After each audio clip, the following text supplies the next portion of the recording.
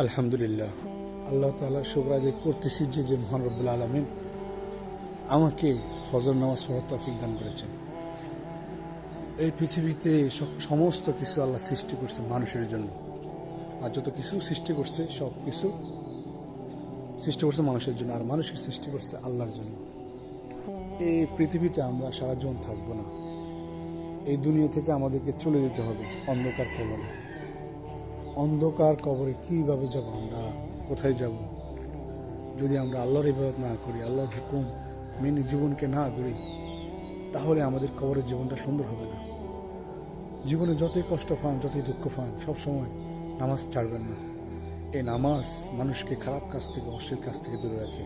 আল্লাহ তাআলা কোরআনে বলেন, ইন্না সলাতা তানহা আনিল ফাহশাই ওয়াল মুনকার। এই নামাজ পড়লে আল্লাহ তাআলা ফাহিশা কাজ থেকে, গুনাহের কাছ থেকে আল্লাহ তাআলা দূরে রাখে।